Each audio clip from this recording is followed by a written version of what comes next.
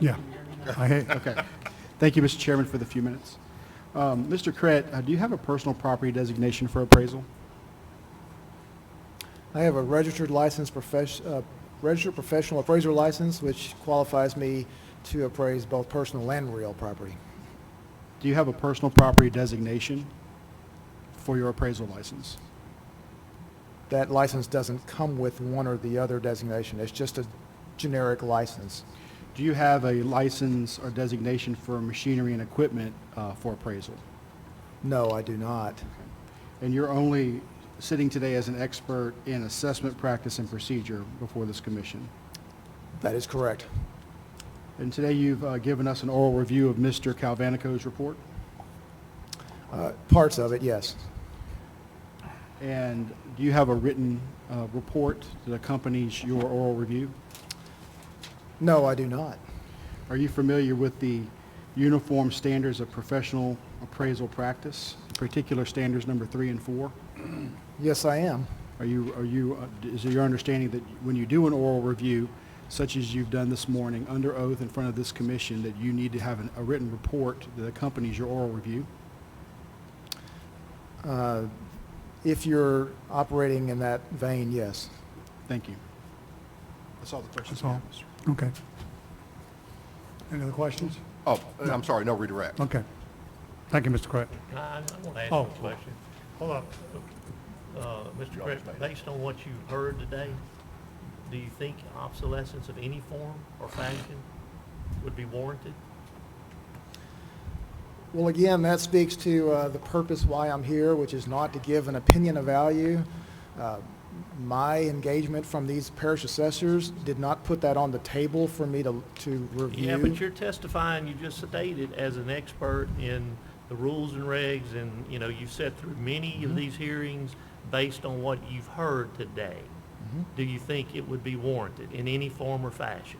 Go ahead and answer. Well, there are plenty of reasons why any energy-related property related to, say, oil and gas, especially gas these days, could be viewed as being economically hindered because commodity prices, especially for natural gas, are very low. The oil price is not as high as it's ever been, but it's not as low as it's ever been either. Okay, but that I doesn't don't- answer the question. I don't think You've been there's- highly critical of Mr. Calvanico's appraisal. Yes. I think the question is based on everything you've heard today, do you think that there should be obsolescence in some form or other that ought to be granted?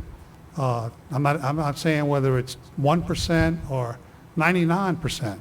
I think you're just asking Yeah, because I mean, should there be any obsolescence put on the table for consideration? I've tried not to be critical of his appraisal, but Well, I think you have. or his conclusion of value.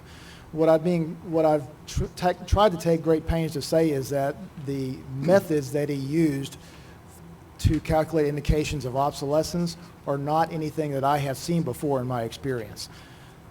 That's criticism.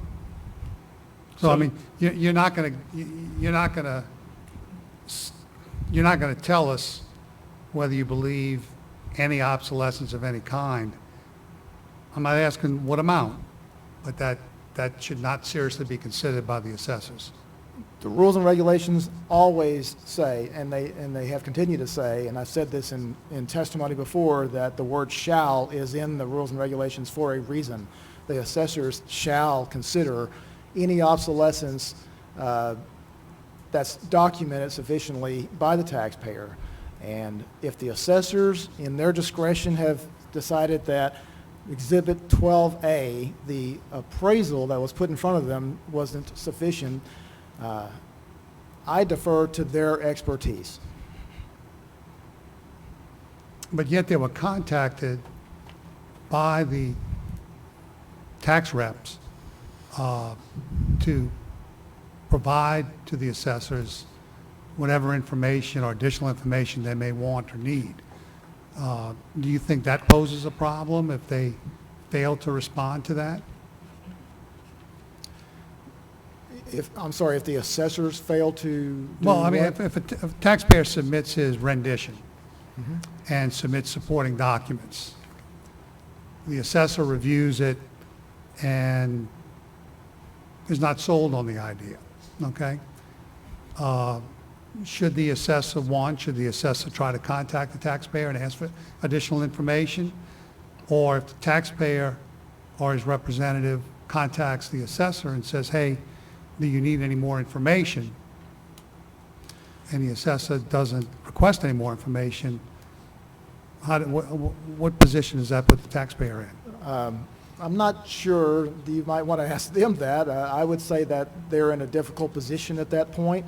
I don't see why it's difficult. As an appraiser myself, I would tend to always ask questions. That's So my you'd ask for more history. information? I would ask for more information, Okay. documentation about why 25, 50%, 75%, why why the Well, operating yeah, pressure let me makes say, conceptually sense. my dilemma is you have a $4 million sale, you have a 10-point-something million dollar appraisal. Just doing a pure calculation on the tables, your numbers are much bigger. I'm going to assume it's the $58 million that is in this report. That would seem to raise questions in my mind of maybe there's something else going on here that's not showing itself, and I need to find out what that is. Well, I'm glad that you mentioned the sale itself. Well, I'm not saying this, I'm not saying any, look, all those numbers might be dead wrong. I'm just saying you got a sale, that's a legitimate document. You've got an appraisal signed by a certified appraiser, and you're coming up with a number of $58 million, I think it was, somewhere around that. You're at both ends of the world. Do you think that would necessitate scratching your head? Well, that sale constituted a purchase of a going concern. That was not a sale of the particular subject property at issue in this hearing here.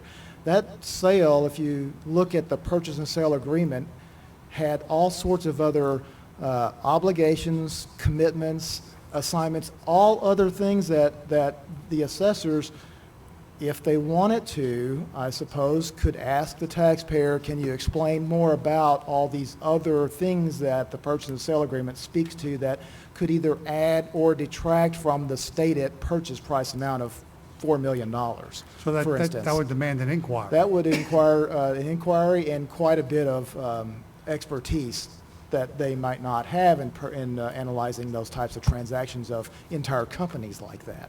Well, that's why they got you. But they didn't ask me to review that sale or give an opinion of value. We have nothing further with this witness. Any other questions? Thank you. Thank you, Mr. Pratt. Thank you. I will call as my first witness, Ms. Rhonda Ferris.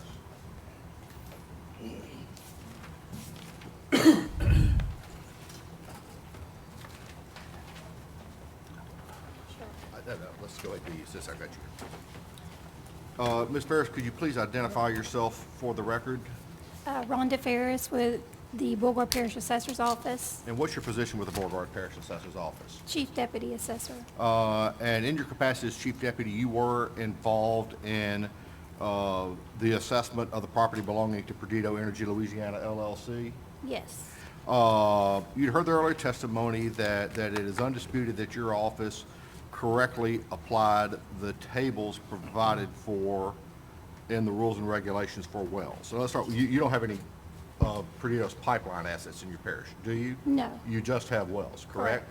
Correct. But I do want to confirm, so you applied the tables both for depth and depreciation in valuing Perdido's wells located in Beauregard Parish, correct? yes, They had requested, Perdido, through their tax rep, had requested an additional reduction for obsolescence, did they not? yes, Did you consider that request? we did. Did you grant an additional reduction for obsolescence based upon that review? No, And it was previously testified that the information that was provided to you was based upon, I think the word was a backed-in number based upon Mr. Calvanico's appraisal, correct? correct, And you reviewed Mr. Calvanico's appraisal, did you not? correct, And you noticed that it had a series of columns for oil and gas wells. It was table 6, and I'm going to hand you a copy. Again, for instance, it has functional obsolescence ranging from 25, 50, or 75%. Yes. Correct? Were you provided any explanation of what those numbers represented? No. Were you provided any documentation showing that that in fact was the level of economic obsolescence suffered by these wells? No. There's also an external, or what we generically call economic obsolescence in Louisiana. Those values are either a 97.5% or a 75% reduction in value for economic obsolescence, are they not? Correct. And you heard Mr. Calvanico testify how he calculated those numbers based upon an allocation, based on the fact that 25% of Perdito's revenue is derived from the state of Texas. Yes. Were you provided any documentation regarding how Perdito's income is derived or allocated? No. Okay, thank you. I have no further questions. Were you contacted by Mr. Frederickson or someone from his organization? We were contacted by Mr. Lewis with, With Merit? yes. And can you tell us what that conversation was about? They requested additional obsolescence, and we gave them, we said we could give them 15% if they would not appeal, and, which was also in emails. Did you think they deserved the 15% obsolescence? The Or was fi- that just so for them not to appeal? The 15%, that was actually by Mr. Rutherford. I'm sorry, who was it by? Mr. Rutherford, the assessor, I'm The sorry. Assessor. Yes. Now, I'm going to call Mr. Rutherford in just a moment. Yeah, that's fine. Thank you. But you were contacted. Did you ask for additional information or explanation of information? We did. We just asked them if they have any more additional information that we could use. And And they did not provide it? no, And that was you that spoke with somebody it was in emails. in email, so it's written? Yes. Okay, Can I just ask a question? absolutely. What's the tax bill? The Check. assessed value is $5,231,640. In Beauregard Parish? Yes. That's for Beauregard? Yeah. What was that number again? $5,231,640 assessed value. And what was the tax? The amount I do not have on me. Sorry. We have it right here.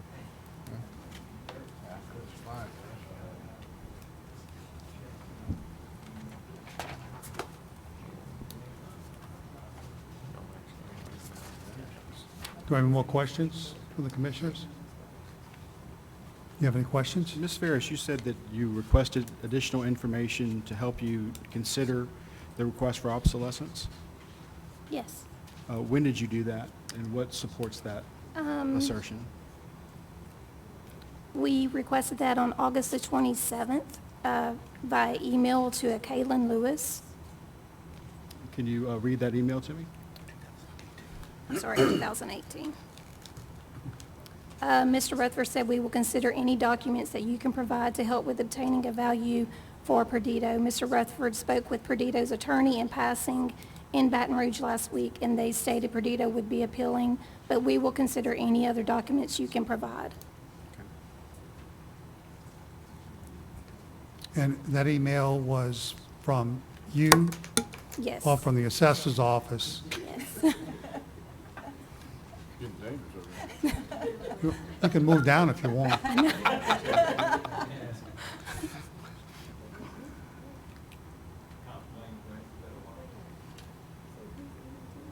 So who was the email to that you just read? To Keelan Lewis at Merit Advisor, And it was dated, August 27th, 2018, and the request was from Mr. Rutherford for what? for additional, if they had any additional documents they could provide. Okay.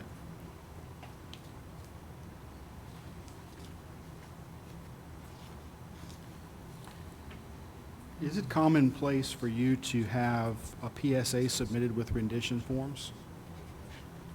A PSA, A purchase and sale agreement? No, it's not normal. Is it common in assessing oil and gas properties such as we're talking about today for an appraisal to be submitted? I've never had to look at one. You've never seen an appraisal submitted with rendition forms? Yes, For oil and gas properties? Yes. You have seen appraisals? Yes. Is that commonplace? How many times have you seen that? maybe twice since I've been doing personal property, How long have you been doing personal property? for about 7 years. Okay. And the assessor's offices commonly get appraisals in other areas, right? The real estate, I'm sure. And do you normally consider appraisals to be sufficient if supplied to you? I would think that that's something I don't actually handle. That's something that the assessor would have to answer. When you receive appraisals, in your experience, do the appraisals typically include supporting documentation, resources, and everything that the appraiser has relied upon in forming the appraisal conclusion? I would assume. You would assume that the appraisals normally include that? I would assume the appraisals would have some comps. Sure. Do you normally ask for that backup information? I don't handle the real estate, so. Okay.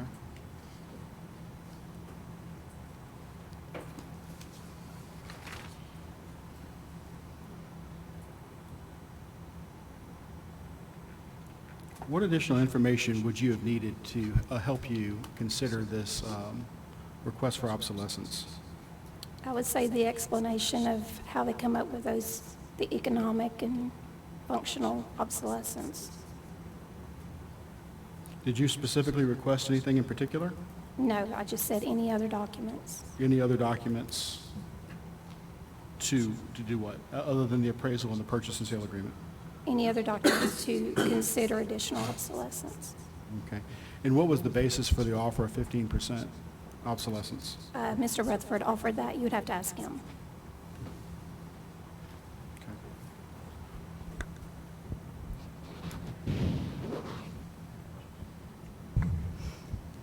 No other questions, Mr. Chairman? Was there a response to that email that you had sent? Yes. Let's see.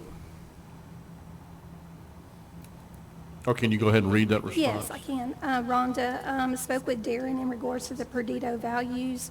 When your office grants the extra obsolescence that is being requested in our case, what type of data is typically sent to help with that decision-making process? And then Mr. Rutherford responded with an email of his own to Mr. Lewis stating that any other documentation we could use. And was there any documentation provided after that? No? You need to speak up. I'm sorry, no? And there was no further correspondence after that? No.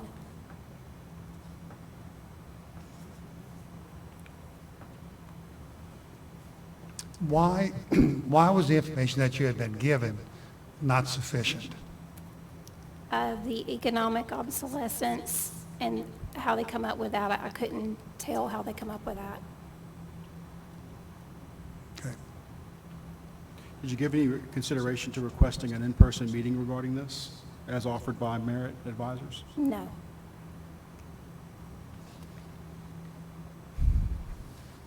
Any other questions? All right, thank you. I would call Ms. Cheryl Boudreau.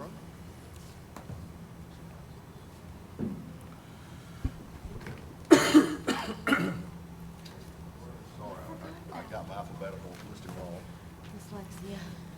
wrong. Ms. Boudreau, could you please identify yourself and your position? Yes, sir. I'm Cheryl Boudreau. I'm with the Acadia Parish Assessor's Office, and I'm a certified Louisiana Deputy Assessor. And in your capacity as an employee and deputy assessor in Acadia Parish, were you involved in the review and ultimate assessment of Perdido Energy Louisiana LLC's property located in Acadia Parish? Yes, sir, I was. Okay, first, the appraisal that we've been discussing all day involved both pipelines and wells. Were there any pipeline assets located in Acadia Parish? No, sir. So it was just wells, correct? Just one well. Just one well. You couldn't And figure it out, which is one well?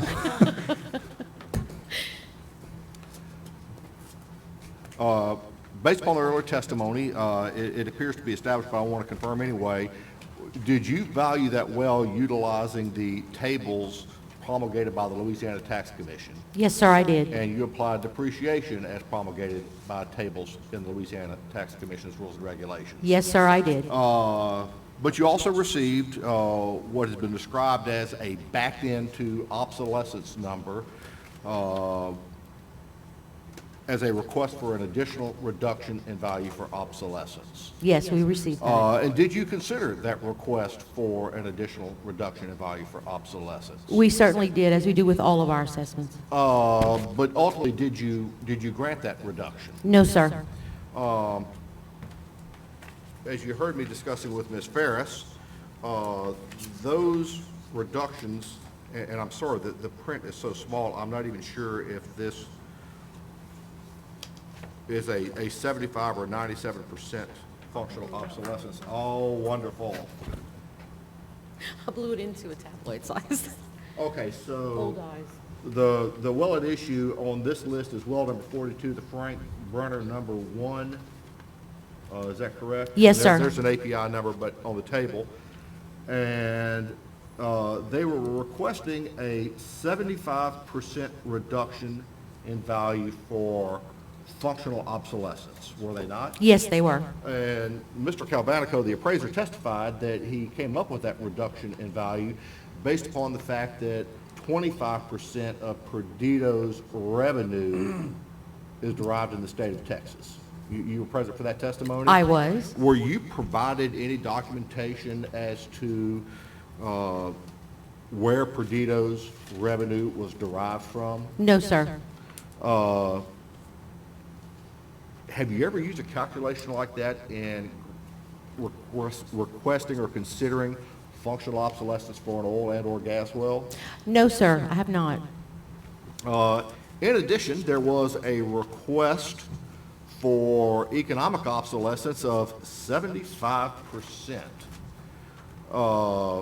In looking through the appraisal, again, Exhibit 12A, were you able to find any explanation of what that number represented? No, sir, I was not. So all you received was a request for 75% reduction in value for economic obsolescence without any explanation.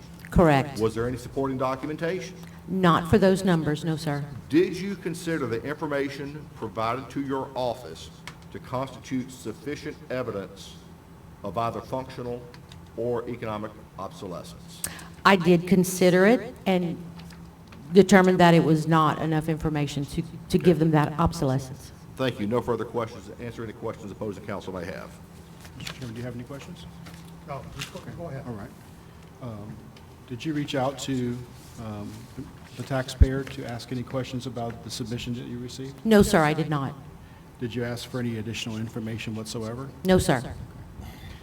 Do you typically receive an appraisal from the taxpayer that accompanies its lat forms on an oil and gas obsolescence request? There's been a couple of occasions that we have, but it is not normal. Not common. No, sir. Okay. Do you typically receive the purchase and sale agreement when considering requests such as these? When they record it with our clerk's office, I will typically get a copy from the clerk's office, but not always from the purchaser or the seller. So this submission obviously prompted questions in your mind, It did. but y'all didn't reach out to ask any other questions or ask for anything else? The number of years of experience that I have in those kinds of things, I'm an accountant for 35 years, and looking at the documentation that they tried to provide as support in their request for obsolescence didn't carry any weight with my experiences as a numbers person.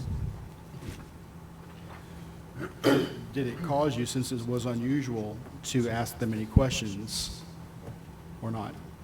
No, sir. That's all the questions I have. Any questions? Thank you, Ms. Boudreau.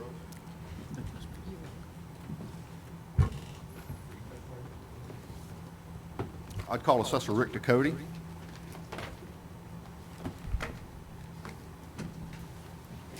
Richard Ducote, Rapids Parish Assessor.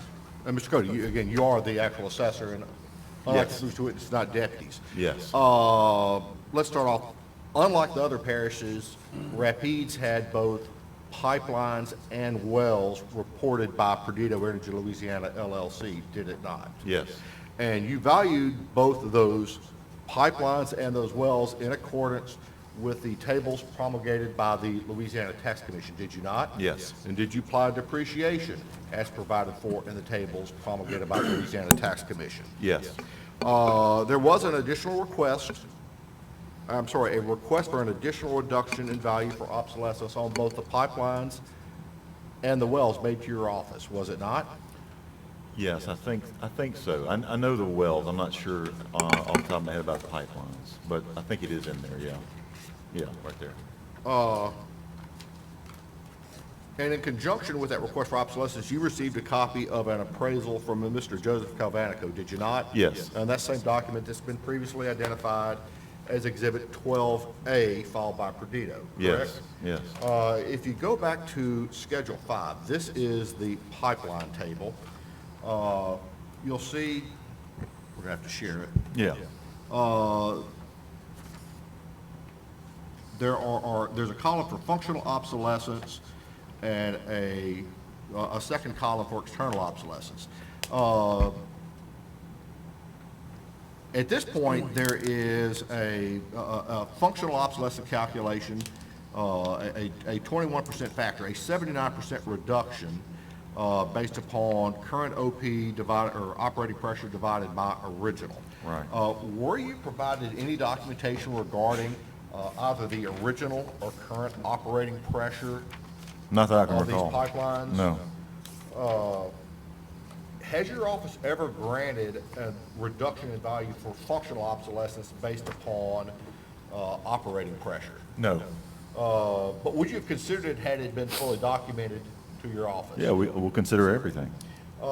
External obsolescence, again, on the pipelines, or what we more commonly refer to as economic obsolescence. It's interesting, the column in the report is reported as percent utilized. But Mr. Calvanico has stated that he took a 25% utilized. He granted an additional 75% reduction because of general economic conditions. Does your office grant economic obsolescence reductions to pipeline based upon general economic conditions? We have not. But your office has granted economic obsolescence reductions to other pipelines, Yes. have you not? Yes. And how did you calculate that? We use the table that was formerly in the guidelines, the throughput table. In fact, we granted it on these as well. And, based upon the reported figure? Yes. Even though you now know that they weren't reporting actual utilization? Right. So you actually granted the obsolescence they were requesting on the pipelines. Well, we granted, if I look at our assessment, we granted a 56% additional obsolescence based on that throughput factor. Okay, and that would have been using what is commonly referred to as a Chilton equation with a scaled factor? I guess. I call it the throughput factor. Okay, It yes, used to be in the the throughput guidelines, yeah. that used to be in the guidelines, but no longer That's is. correct. Let's go to the wells, and there are multiple wells for... Let me interrupt for 1 second, so make sure I understand that. Certainly. I don't mean to break your train of thought. So you did your calculations based upon the tables and the Yes. guidelines. When you got to the end of that, you did go and grant additional granted an obsolescence On just the pipelines. on just the pipelines of Right. 56%. Yes, sir. And you based that 56% on, Historically, this pipeline, this system, the wells that it's attached to, they're old. They're older wells. Darren and I have talked over the years about some obsolescence for the pipelines, and I've granted it in the past based on that throughput and based on those wells that have been attached, and they're deteriorating over time. They're 20 years old, and we've come to an agreement to do that for them. so on the, so you granted a 56% obsolescence on the pipelines. Yes. And on the wells, Nothing additional of the guidelines. just followed the guidelines. Right, they had the 90% in there for the shut-in wells. So is there a substantial reduction on those wells? Well, if you when you go through the tables and value those wells, they're replacement cost less depreciation. So once you do that, then you apply also the 90% on top of that for the shut-in status. So those wells that qualify for that get that obsolescence that exists in the The table. additional 90% That's correct, obsolescence? yes, yes. Okay. Okay, on those wells, if you look at the appraisal provided by Mr. Calvanico, or I'm sorry, by Merit on behalf of Mr. Calvanico, under functional obsolescence, there are a series of percentages, and they are, without exception, either 25, 50, or 75% reductions. In reviewing the appraisal, did you find any explanation of what those numbers represented? I did not. Mr. Calvanico has since testified that those numbers represent his calculation of functional obsolescence based upon the inefficiency of deeper wells. Did you receive any supporting documentation that would show that the deeper wells in fact suffer from functional obsolescence? No, I did not. And had you received that information, would you have considered it? Sure. Economic obsolescence. You've already testified that for the shut-in well, you did grant the 90% reduction provided for in the rules and regulations. And any stripper wells too, same thing. I think they get a 40% reduction. And you applied those 40% Yes. reductions to those stripper wells. Correct. Now, Mr. Calvanico is asking for additional obsolescence based upon the fact, we now know through testimony, because it's never addressed in the appraisal, that 25% of Perdido's revenues are derived from the state of Texas. Were you provided any information regarding how Perdido's revenues are derived? No. Have you ever granted an additional reduction for economic obsolescence based upon the fact that a parent company derives a portion of its revenue from another state? No. On those claims for obsolescence that you declined to grant, did you consider the request submitted on behalf of Perdido to be adequately documented? Yes, I did. You did consider them adequately documented, or you did not? Well, sorry. I'm sorry, I you- did you- consider what they submitted. Right. Did you consider the request to be adequately documented and supported in writing? That's kind of a trick question. I mean, they submitted their information. Right. I reviewed what they submitted. I did not agree with what they submitted, so I did not allow it. Thank you very much. I have no further questions. Answer any questions opposing counsel may have. Did you request any additional information, Mr. Ducote, No, from either Merit or our taxpayer? did not. Okay. Do you normally receive information such as this with platforms like PSAs or appraisals? Yes. You normally receive PSAs? Sometimes. You do sometimes? Do you normally receive appraisals of oil and gas properties that accompany platforms? Sometimes. Okay, do you normally and routinely ask for additional backup information No. that goes behind the appraisals? Okay. Okay, that's all. As my final witness, I'd like to call Assessor Michael Beeler.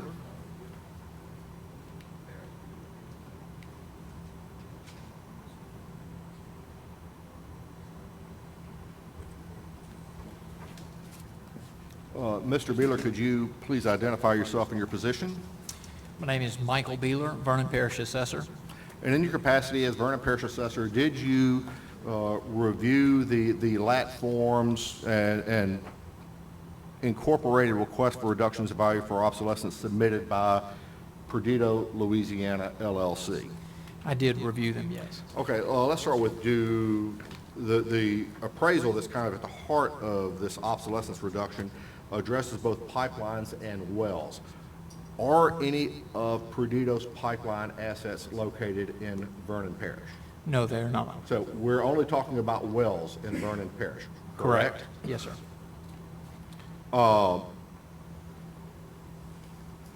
You were in the audience earlier when Mr. Frederickson testified that the LAT forms submitted on behalf of Perdido included an obsolescence request that he backed into based upon Mr. Calvanico's appraisal, were you not? Yes, And you were provided with a copy of Mr. Calvanico's appraisal, were you not? I was. And you reviewed that document? I did. In that document, at Schedule 6, there are a series of tables. Now, You value these wells first in accordance with the tables promulgated by the Louisiana Tax Commission, did you not? I did. And you applied the depreciation provided for the tables promulgated by the Louisiana Tax Commission, did you not?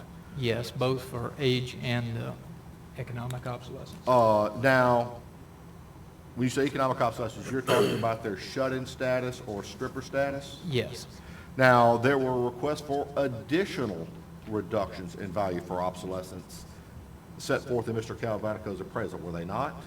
yes, they requested additional.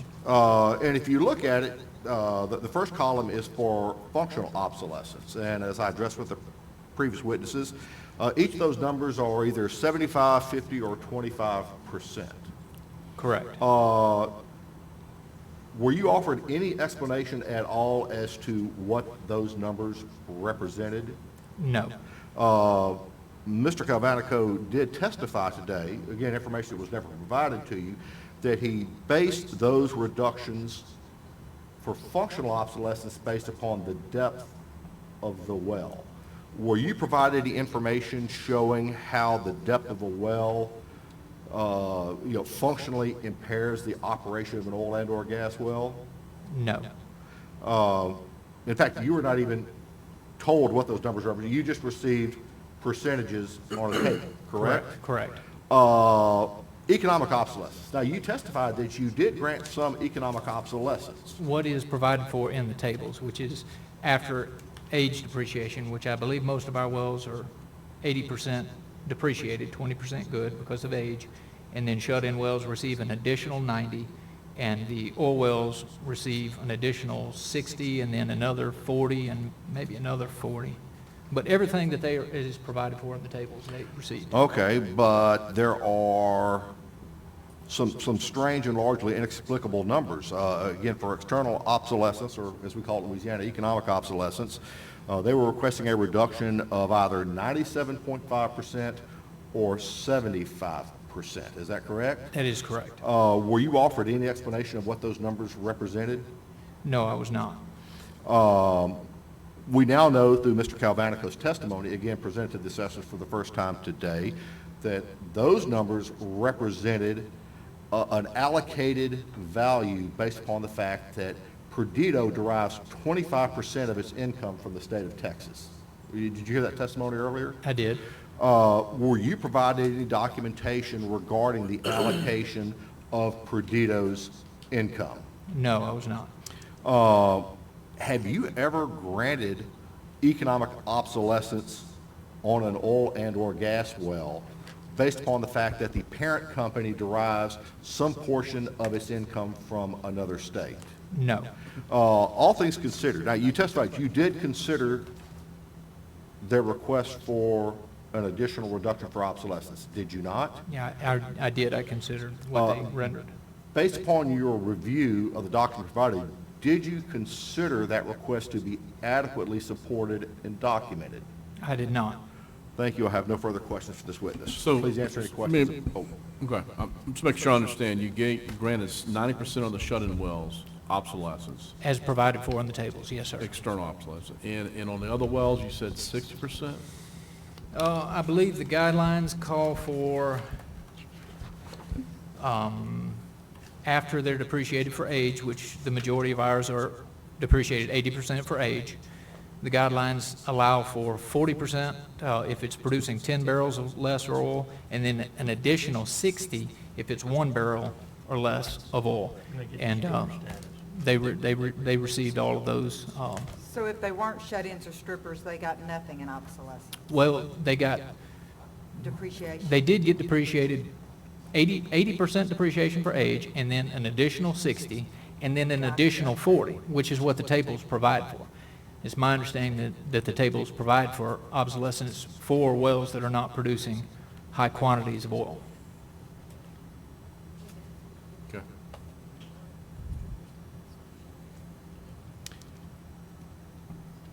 Any questions? Mr. Beeler, thank you. So beyond any relief that was afforded by the tables, you didn't give any extra obsolescence? That is correct. And so you, did you request any additional documentation from the taxpayer to help you with your consideration?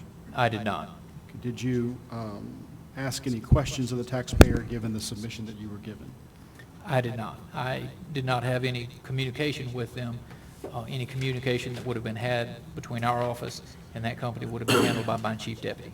So did anyone in your office have any discussions requesting, or did they request any documents or ask any questions after they received these submissions? Not to my knowledge. Okay. That's all my questions. Thank you. Do you have any other questions? No other questions? I have no further witnesses. Is Evangeline Parish part of this appeal? They are. I have not heard from the Evangeline assessor. Okay, so we have no testimony from Correct. from Evangeline, okay. All right. All right, do you have any additional witnesses that you want to call and? No, sir. No? Okay. All right, well, I would certainly like to get a post-hearing memorandum on everything we've heard today, and I'd like to be very specific and just get down to the nitty-gritty of it. You know, why we should do what you want us to do. Okay. We've got all the testimony, all the documents been filed, all of that. So I'd like to do that. What kind of time frame do you 30 do you days? think? What's that? 30 days? 30 days is fine with me, if that's Well, okay. let's ask, how long will the court reporter need to transcribe Okay. the, At least 2 to 3 weeks. 30 days? To get the entire thing proofread. It needs to be. I would need to. I could probably get it out in 2.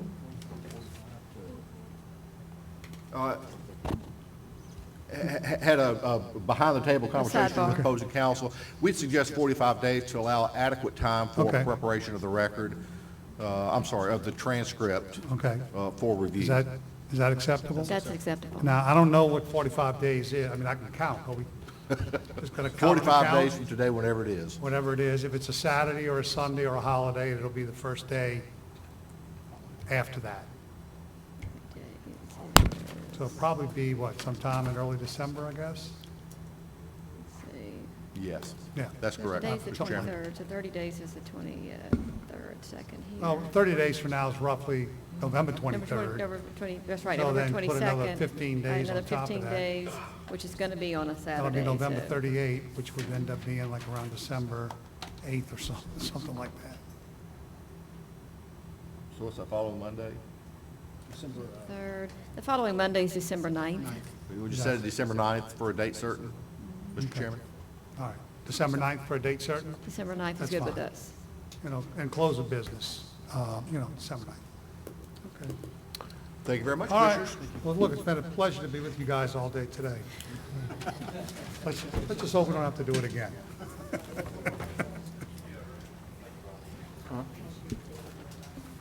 I'll make the motion. Go ahead and make a motion to take this matter under advisement, and we'll be awaiting the post-hearing memorandum from both sides. Second. Yes. Yes. Yes. Yes. I did. Mr. Berger. My lawyer's in the back. Did I forget to do anything? We gotta keep. Yeah, I'm gonna do that. Yeah, I gotta close it. Okay. Yeah, huh? Yeah, we got other business. Yeah, I know that, but, okay. All right, the Tax Commission hereby accepts all pre-filed documents and oral testimony into the record as Taxpayer Exhibit 1 in Globo, Assessor Exhibit 1 in Globo, and Louisiana Tax Commission, the Assessor Exhibit 1 in Globo, and for each appeal hearing conducted today respectfully. All right, let's move on the docket. Let's consider the approval of the 2019 tax rolls for the parishes of Grant, Ouachita, Rapides, and Vernon.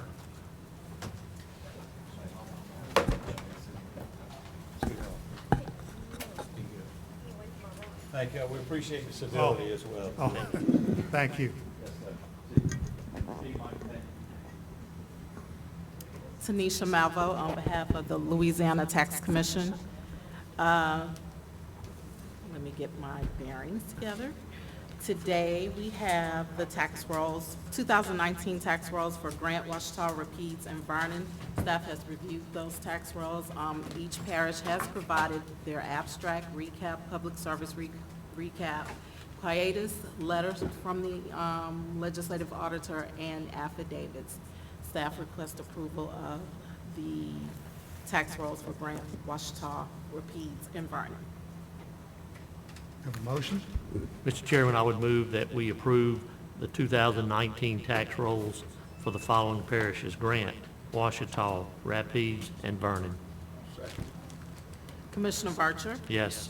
Commissioner Wagasback? Yes. Commissioner Wood? Yes. Commissioner West? Yes. And Chairman Shahardi? Yes. We'll now consider the 2016, 17, and 2018 supplemental rolls for Plaquemine Parish. Tanisha Malvo on behalf of Louisiana Tax Commission.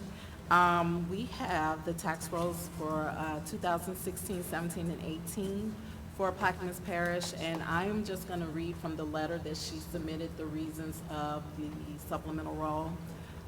First, for tax year 2018, she supplemented a roll for ITEP contract number 2001-17-001, which was executed on May 22nd, 2019, with an effective date of December 31st, 2017. ITEP contract number 2008-0579 expired on December 31st, 2017. The assessor attempted to contact the responsible party, however, was unsuccessful in time to notify of the increased value.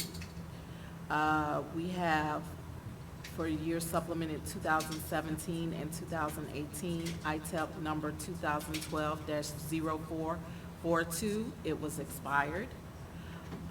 For ITEP contract 2011-0311, for the years 2016, 17, and 18, the ITEP contract also expired. And lastly, let's see, this one doesn't have this is not an ITEP, but for 2016, 17, and 18, a recent aerial imagery indicated a building in which a finalized permit was never received. The assessor provided new tax supplemental rolls and provided the abstract recaps, public service recap, quietus letters from the auditor, and the affidavit, all the numbers balanced, and we request that tax year 2016, 17, and 18 for Plaquemine Parish be approved. Have a motion? I'll make a motion. We approve the supplemental roll as filed by Plaquemine Parish for the years 2016, 2017, and 2018. I'd second that. Commissioner Burcher? Yes. Commissioner Wagasback? Yes. Commissioner Wood? Yes. Commissioner West? Yes. And Chairman Shahardi? Yes. We'll now consider change orders. Good afternoon, Commissioners. Meridian Ponche on behalf of Louisiana Tax Commission. Today, we have a total of 442 change orders. Staff has reviewed those change orders and a request to approve 425 and place 17 in pending status. Staff requests approval of these change orders. Mr. Chairman, I would move that we accept the staff recommendations and approve 425 change orders and place 17 in pending status. Second. Commissioner Burcher? Yes. Commissioner Wagasback? Yes. Commissioner Wood? Yes. Commissioner West? Yes. And Chairman Shahardi? Yes. We'll now consider prior pending change orders. Meridian Ponche on behalf of Louisiana Tax Commission. Today, we have a total of 7 prior pending change orders. Staff has reviewed those change orders and requests to approve all 7. Staff requests approval of these prior pending change orders. Mr. Chairman, I would move that we accept staff recommendation and approve the 7 prior pending change orders as submitted. Second. Commissioner Burcher? Yes. Commissioner Wagasback? Yes. Commissioner Wood? Yes. Commissioner West? And Chairman Shahardi? Yes. We'll now consider tax sale cancellations. Tanisha Malvo on behalf of the Louisiana Tax Commission. Today, we have a total of 2 tax sale cancellations, one in Livingston Parish. The reason being, the tracts are common and neutral ground, and a retention pond, and should have been considered non-taxable for tax year 2018. The second tax sale cancellation is in East Baton Rouge Parish. Property was erroneously sold and was a dual assessment to property assessment number 308-27444. Staff requests approval of these 2 tax sale cancellations.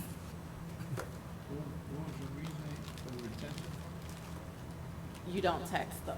You can't tax that. It's not taxable.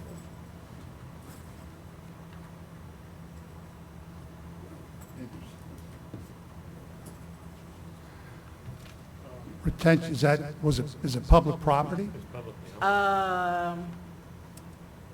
It did not state that on the tax sale cancellation, so I'm not really sure. My experience with it is if it's part of a homeowners association, that the association's property itself is not taxable, the homeowners pay property taxes that covers all the common property. And retention pond is usually common property owned by the HOA. The reason I asked is a question that came to me about a duck pond that a university has.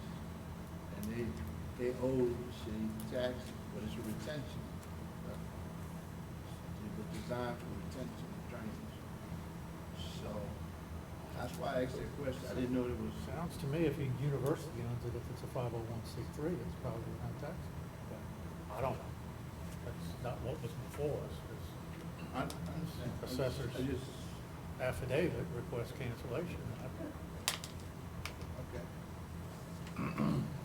Who are the owners of the, Well, or who are the people involved? the sale was in the name of S&K Properties of Livingston LLC to Abigail Land Holdings 18 LLC.